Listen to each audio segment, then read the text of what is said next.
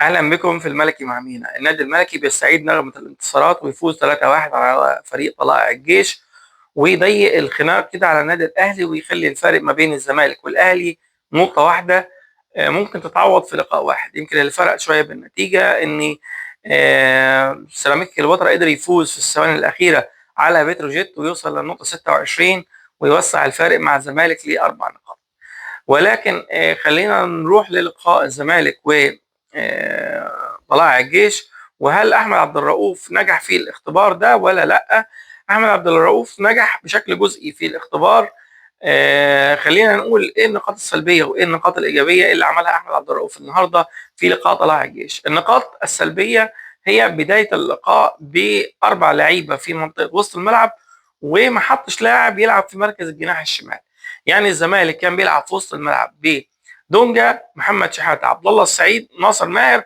هم الاربعه بيلعبوا في قلب الملعب. على مركز الجناح اليمين كان طبعا خوان بزيرة، المهاجم كان الجزيري. ما كانش في حد مركزه الاساسي هو الجناح الشمال.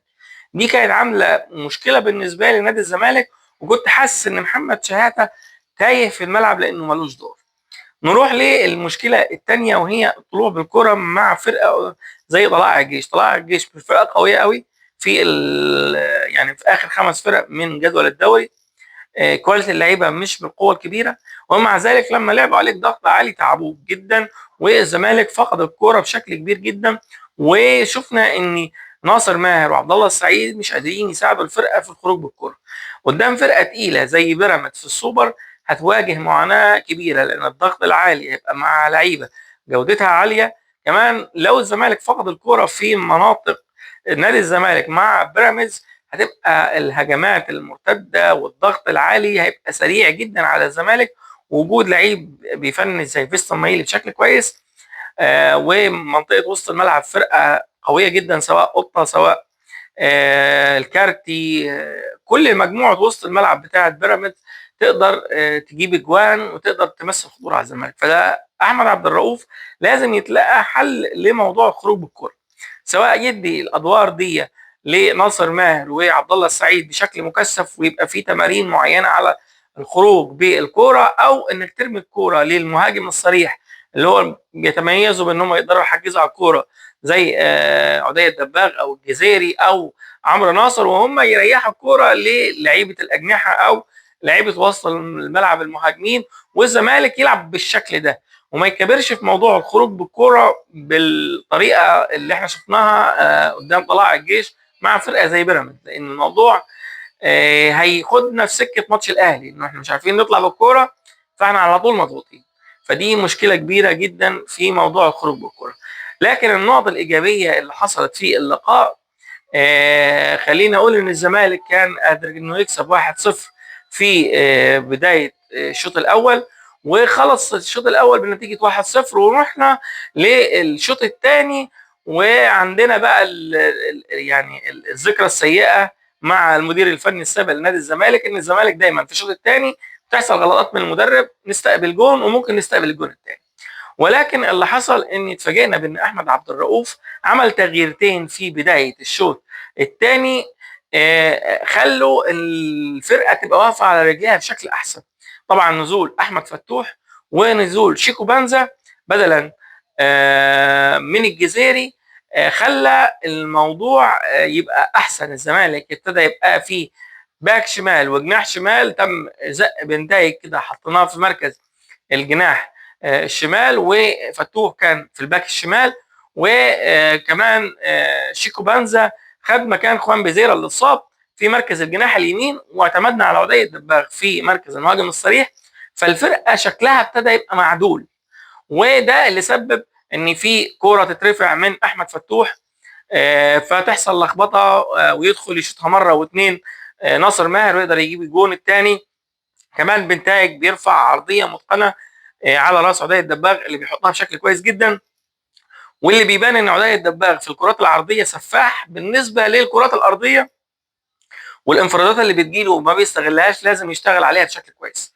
ولكن حكايه ان يبقى في تكمله وان يبقى في عرضيات بشكل متقن سواء من فتوح او بنتايج، ده حل لازم يبقى في الحسبان لما نلعب مع فرقه زي بيراميدز عندها الجبهه اليمين بتاعتها قويه جدا، فيها الشيبي، وبيبقى بيلعب فيها ساعات قطه، وبيبقى فيها ضغط كبير جدا على الفرقه اللي قدامها. فانت لما تلعب باثنين بيهاجموا ويدافعوا بشكل كويس، ده ممكن يكون حل كويس جدا. وخصوصا ان اعتقد ان بيزيرا مش هيلحق اللقاء، فممكن تخلي شيكو بانزا هو اللي يلعب في مركز الجناح اليمين، وتستغل هرجله شيكو بانزا وسرعته الكبيره في انه يضرب لاعب زي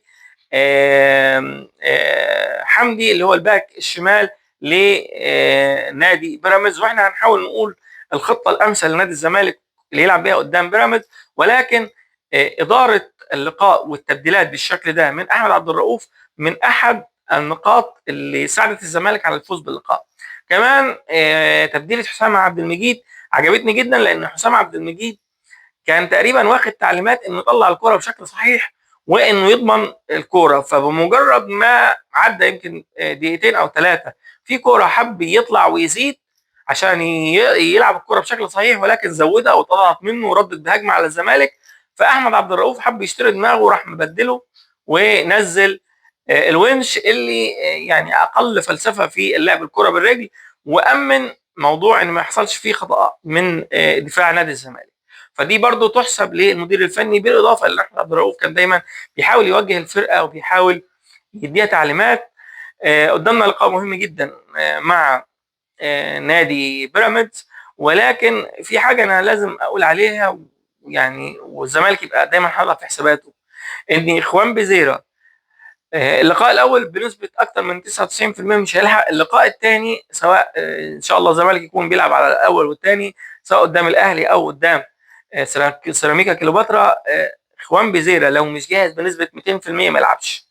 يعني بطوله السوبر بالنسبه لي هي بطوله مش مهمه قوي، بطوله شبه شرفيه، بطوله مش بتؤهل لاي حاجه. اتمنى طبعا ان الزمالك يكسب اكيد، واتمنى التوفيق للفرقه، ولكن ما يتمش المخاطره باخوان بزيرة في لقاء زي كده. اخوان بزيرة كويس ان الاصابه جات له في فتره توقف للدوري كبيره، يعني احنا مش هنلعب في الدوري غير يمكن بعد 20 يوم. ف وممكن لقاء افريقيا كمان هيبقى مثلا في خلال 17 او 18 يوم من اصابه اخوان بزيرة. فهيبقى برضو في فتره كويسه نقدر نجهز اللاعب. ولكن بطوله السوبر بالنسبه لي لا، ما يتمش المجازفه نهائيا باخوان بزيرة. حتى لو لا قدر الله ما توفقناش في البطوله دي مش مشكله، ولكن الزمالك التارجت الاول ليه السنه دي انه يلعب على بطوله الدوري الممتاز، وهي الاهم بالنسبه لي، وحتى يمكن اهم من الكونفدراليه. فما يتمش المخاطره باخوان بزيرة خالص في النقطه دي. وان شاء الله الزمالك برضو يقدر ياخد البطوله بغض النظر عن مشاركه اخوان بزيرة في اللقاء الاول او الثاني. واحمد عبد الرؤوف يعني مدرب مجتهد، عارف الزمالك، وبيقدر يوصل الدوافع النفسيه اكتر للاعيبه نادي الزمالك. وان شاء الله لعيبه نادي الزمالك يفرحونا بالسوبر المصري. دمتم ملوك، شكرا جزيلا.